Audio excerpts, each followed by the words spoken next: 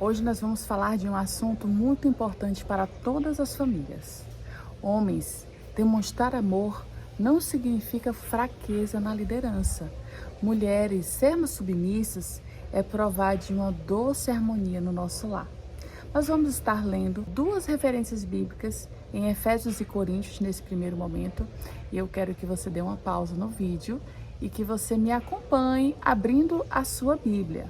Efésios capítulo 5 nos fala como deve ser o marido para com a esposa e a esposa para com seu marido. E diz assim, a partir do verso 23.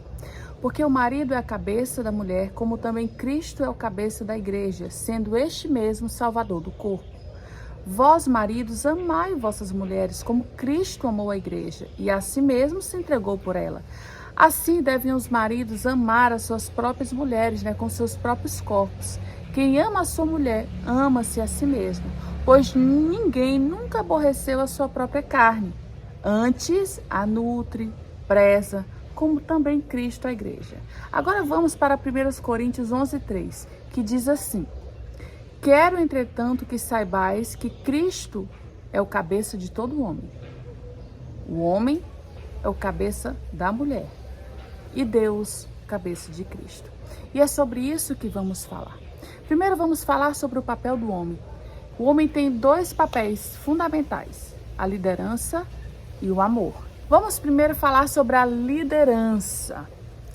E ao invés de falarmos o que é certo como liderança de um lar, nós vamos dar alguns exemplos de tipos de maridos que não estão exercendo a liderança no seu lar.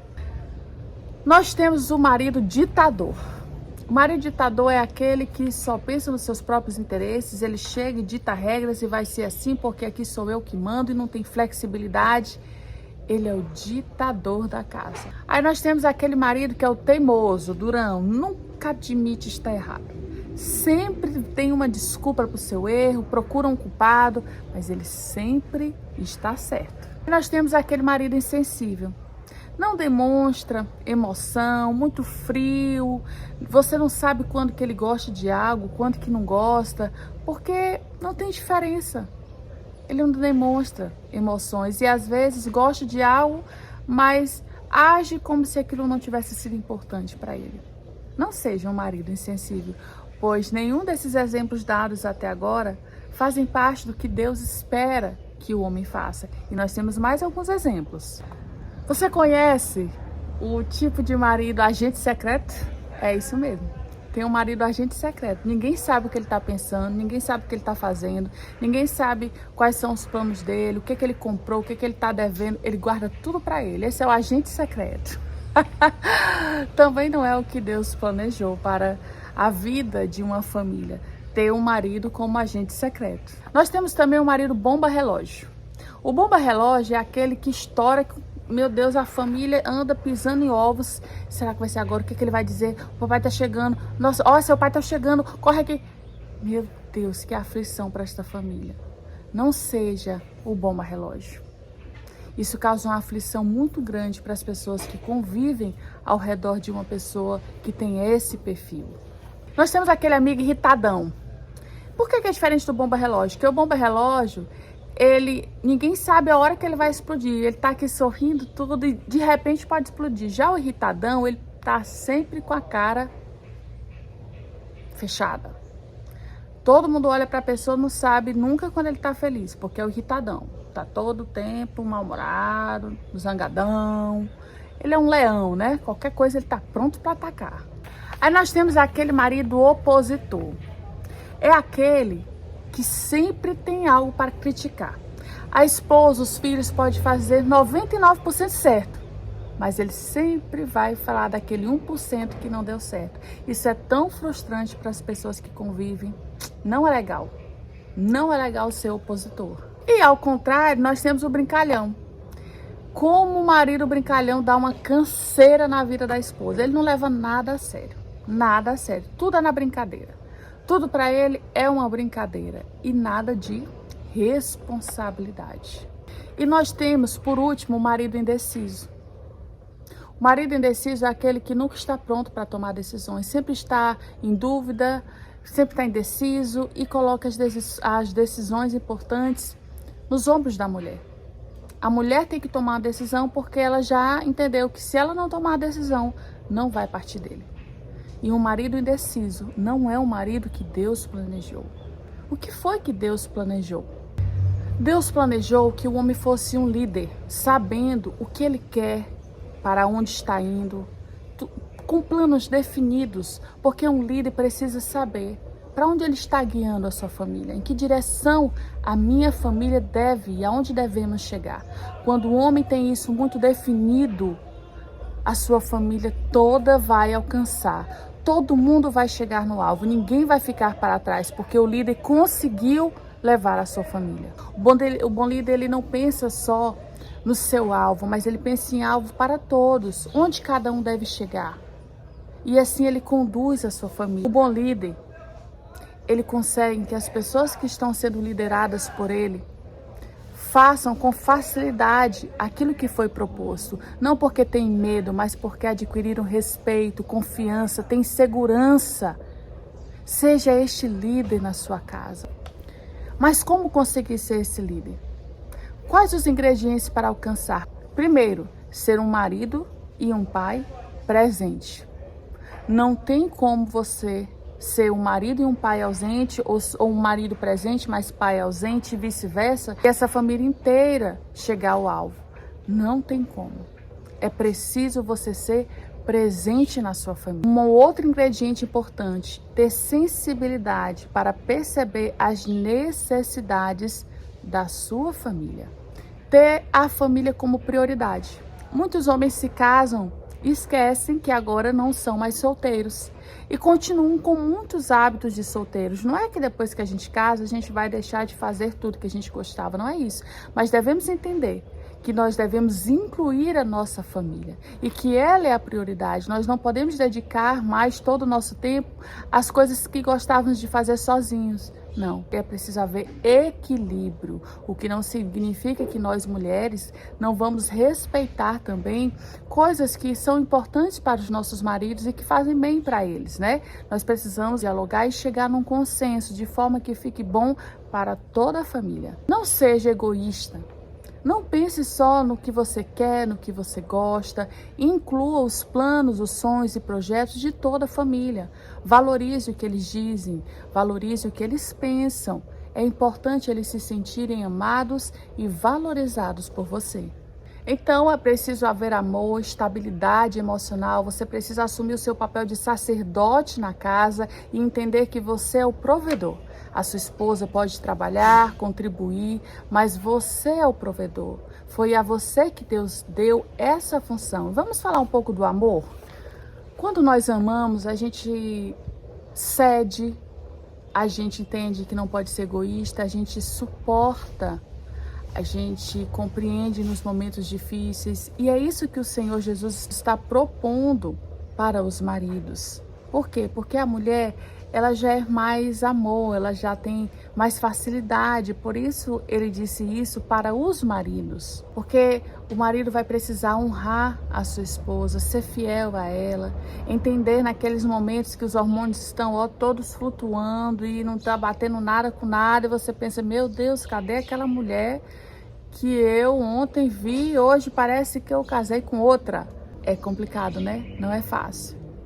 Mas ainda há esperança. É importante que você demonstre amor para a sua esposa, lembrando de datas importantes, dizendo o quanto você a ama, fazendo elogios. Como as mulheres, elas são movidas pelo que elas ouvem.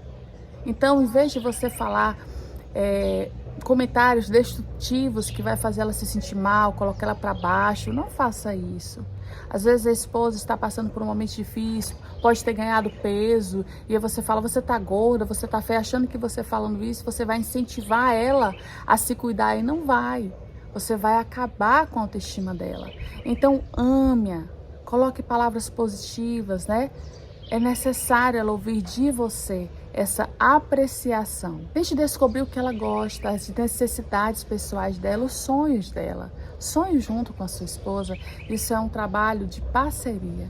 Sejam cúmplices um do outro. Agora nós vamos falar um pouquinho sobre o papel da mulher. Em Efésios 5, verso 22 e 23 nos fala do papel da mulher, né?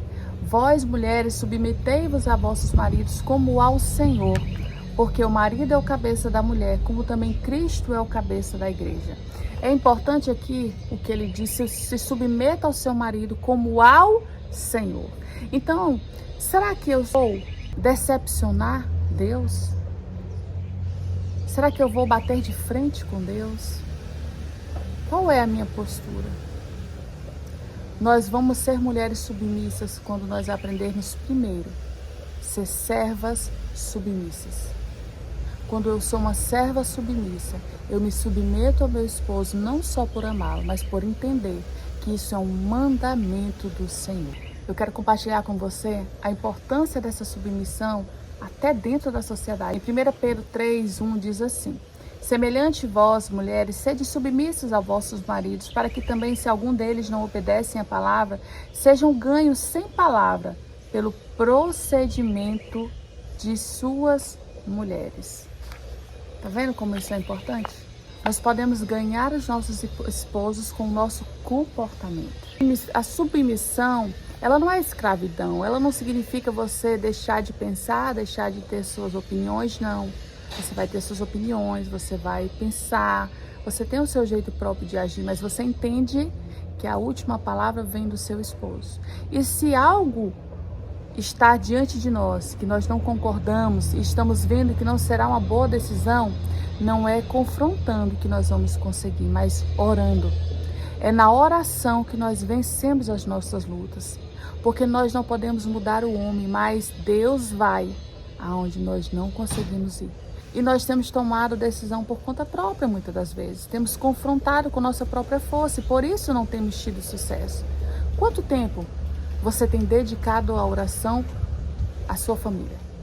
Quanto tempo você tem passado em oração, colocando o seu esposo, as mudanças que você gostaria que acontecesse na vida dele, mas que também você precisa estar aberta para que a mudança aconteça em você? O papel da mulher, ele vai muito além daquilo que pensamos. Algumas pessoas acham que por a mulher precisar ser submissa, ela é inferior ao homem, o papel dela não tem importância. Pelo contrário, uma família ela só tem sucesso quando o homem está executando o seu papel e a mulher o dela.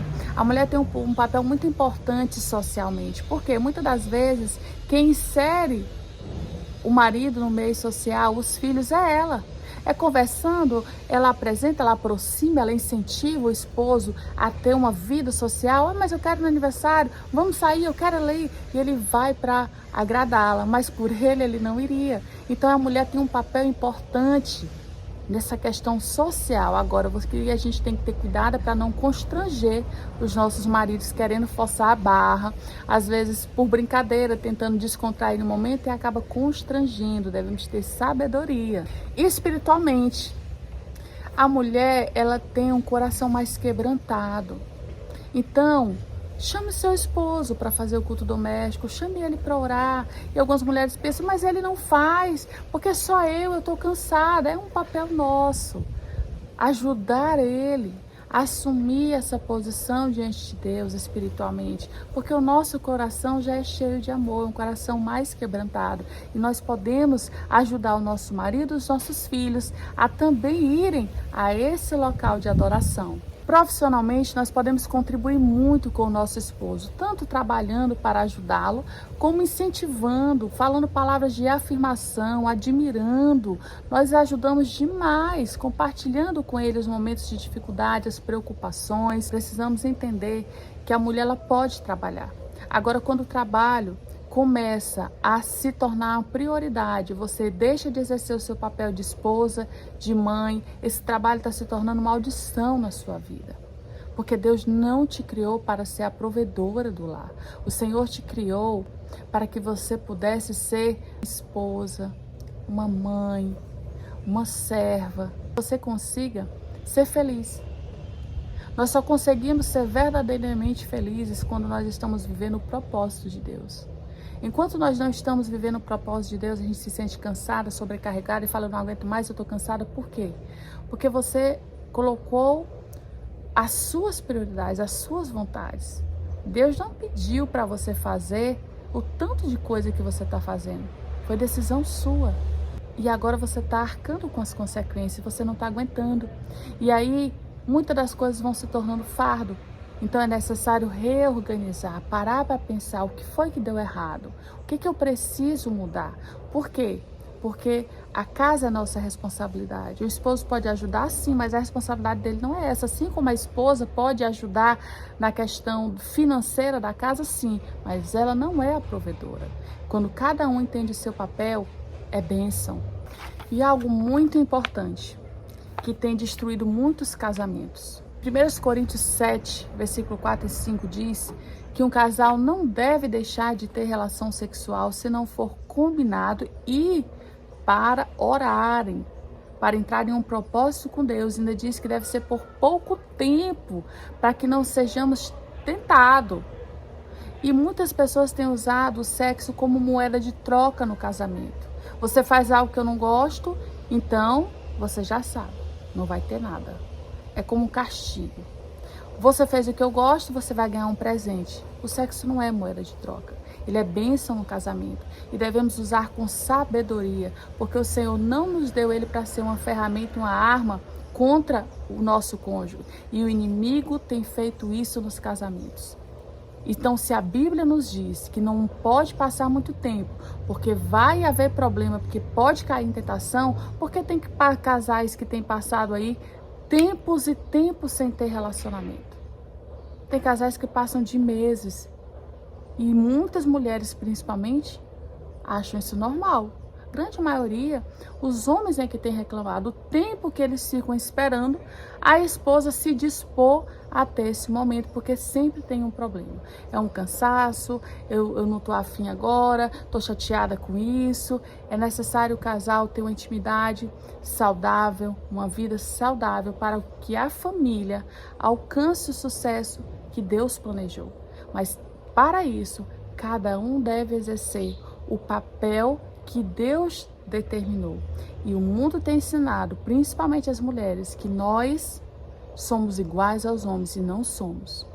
Deus nos deu o papel de auxiliadora, de ajudadora. O papel de comandar, de governar, foi dado ao homem. E nós precisamos respeitar o que foi estipulado por Deus. Porque Satanás foi expulso do céu por querer ser igual a Deus, por ser rebelde e se revoltar contra aquilo que o Senhor estabeleceu.